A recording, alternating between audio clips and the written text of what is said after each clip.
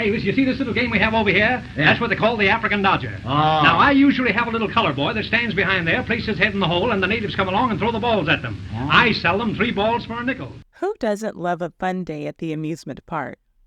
Well, with roller coaster safety issues being reported more frequently now, maybe a lot less people enjoy theme parks than in prior decades. But there was a time when, collectively, we were blissfully ignorant about the potential dangers at amusement parks and just went to have a good time.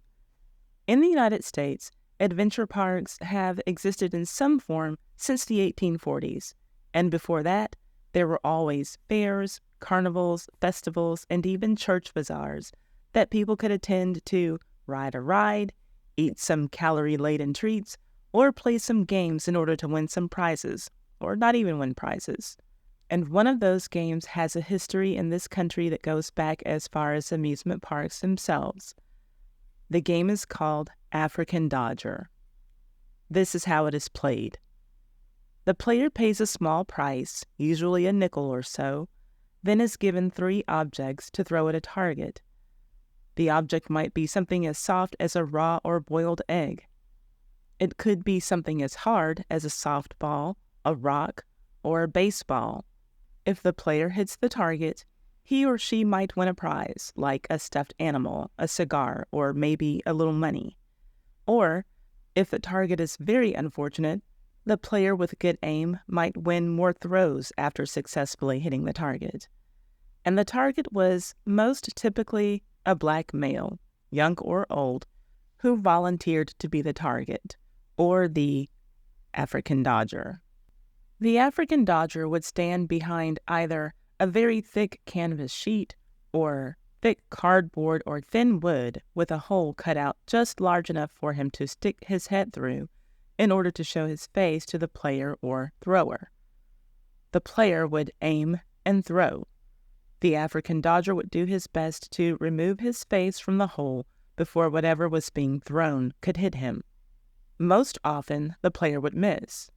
But when they didn't, the results for the African Dodgers could be serious. Black eyes, broken noses, busted lips, broken and missing teeth, or even broken bones. But before you get too angry about it, keep this in mind. Most of the African Dodgers volunteered to do the job. The pay was actually not bad. From the 1880s until the 1920s, it wasn't uncommon for a Dodger to earn more per day than unskilled laborers, and they could do so in less time than an 8-hour shift. So if you didn't mind taking the risk of bruises to your face and ego, it could have been worth it. But that was for the voluntary African Dodger. Like I said, most wanted to do the job, but a few did not. They were toddlers and animals. Monkeys. A poor family might volunteer their own small child to be used in the same game, African Dodger, that also went by a more offensive name, Hit the Nigger Baby. And when amusement park owners and carnival managers couldn't find a willing black male or a black family desperate enough to allow their child to be used for the game, they would resort to using monkeys. At least the human Dodger could run away if that's what it took to avoid whatever projectile was being hurled in his direction. The monkeys, however, were chained to a post behind the canvas. Thankfully, the practice of using animals was eventually seen as inhumane, even by most of the people who were so base as to find this game entertaining. But well into the 1960s, the use of willing black men allowed the game to continue being played. And even as early as the 1910s, it started to morph into a less violent but equally degrading game called Drop the Chocolate Drop. In this iteration of the game, the player now aimed at a target that was usually a plate of some sort, while the black male or chocolate drop or coon sat on a seat above a pool of water. If the player struck the target, the chocolate drop's seat would retract or quickly lower, thus dropping him into the water. which was the best possible outcome because he would have been perceived to be dirty and in need of a bath. And for those who loved African Dodger but couldn't find a fair or a carnival or amusement park where they could play it, they had no need to fear, for there was also a home version of the game. Let's get into it. But first, if you like these videos about the most scandalous topics from yesteryear that make Ty's Hot Mess History a time capsule for the culture, subscribe and hit the notification bell so that you can know every time that I upload one of these videos or every time that I live stream. And hit that like button to support this video. Thank you. Now, on to why you are here. By the 1880s, the African Dodger game was so popular in America that when mentioned in newspapers, it didn't need an introduction or an explanation of the rules. An 1881 article from the Indiana Herald wrote about the cruelty that a monkey suffered when no willing black men showed up to play the role of the Dodger at a local fair. Quote, "There is a new dodge in the African Dodger line this year. In place of the burnt cork artist, who heretofore has been in the habit of sticking his head through a hole made in the canvas background, a man has substituted a monkey. This little animal has been placed on a table, chained to a center post, and is there made the target for the throwing of balls shied by men intent only on hitting the innocent creature. If a man is disposed to make a fool of himself and run the chances of being hit, all well and good. But for any man to put an animal in such a position, it is a shame and an outrage. It is nothing less than a severe case of cruelty to animals, and such should be prohibited by the management of the grounds." End quote. The writer went on to explain that the monkey in this story escaped into the trees on the grounds, but was later coaxed down by its owner and chained back to the post. He went on to write that the animal owner should have been fired, and basically called the troglodytes who found the activity to be amusing thoughtless cowards. In 1884, the Sun Journal wrote about an African Dodger in a manner that was typical of the time, using terminology that would be considered racially degrading and describing someone who was of below average intelligence. Quote, "The African Dodger, the darky who sticks his head through a hole in a canvas wall and lets you throw baseballs at him, said they had hit him so few times this morning that he hadn't barely woke up." End quote. Words like darky, woolly-headed, coon, the N-word, fool, and clown were commonly used in news articles describing the goings-on of African Dodgers. In 1885, the Sun Journal again had a story about a number of acts at a particular carnival. Regarding the African Dodger, it was written that, quote, 50 cents if you're hit mama's darling in the head. Here you go, the only original African Dodger imported from his native clime, West Virginia. He has no plate on the top of his head, nothing but his own woolly head.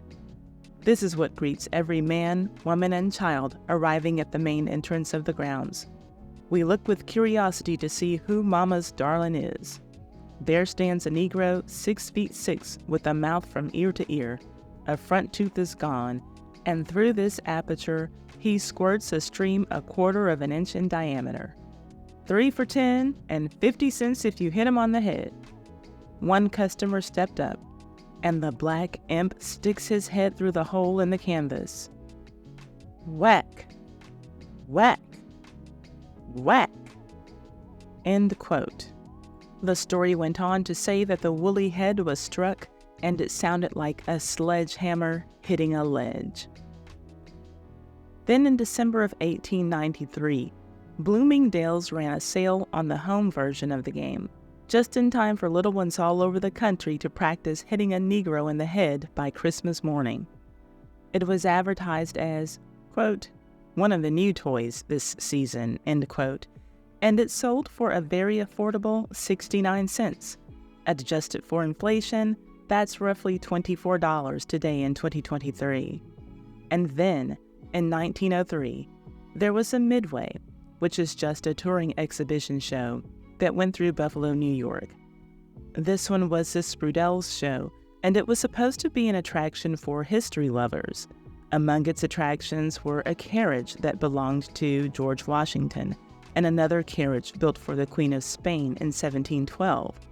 But according to the Buffalo Courier, the first thing that a ticket holder would see would have been the African Dodger exhibit. Quote, "The first thing to be seen upon entering the Midway is darkest Africa. There can be found one of the cleverest African dodgers in captivity. If one so wishes, he may toss baseballs at the dodger's head. If he hits the head once, he gets a cigar. Twice, 2 cigars, and so on. Anyone cracking the dodger's skull gets arrested. Nobody was arrested yesterday, but the Sprudels have hopes." End quote. And yes, you heard that correctly. It would have been against the law to crack the dodger's skull, but it would have been great press to help boost ticket sales if anyone had happened to do it. Stay tuned for part 2, in which we will discuss the less violent version of African Dodger, Drop the Chocolate Drop, as well as the backlash against black men who chose to play the Dodger. The backlash came from other black men. We'll also look a little more deeply into how some children were exposed to African Dodger beyond the home game edition, and I'll also list my sources. Madam C.J. Walker lived during the height of the African Dodger shenanigans. I suspect that she was too busy becoming the woman who would widely be known as the first Black American millionaire to play the game herself. I also suspect that she would have thought that what those men were doing was a foolish job. Well, after she died, some said that her daughter, Alelia Walker, was foolish in regards to how she spent her inheritance. You be the judge. I published a video about that story that you can see here. I'll leave a link to it in the description box. Please share this video on your social media platforms and with your friends. Thank you. This video has been brought to you by me. Well, my Patreon is the sponsor for this video. If you like these dirty scandals on my channel, then you'll love my Patreon, Ty's Too Hot Hot Mess History. It has all of the stuff that I can't talk about or show here because it's just too hot, too violent, too sexual, too graphic, too much. Come and join us there for the hot Mess History. The link is in the description box.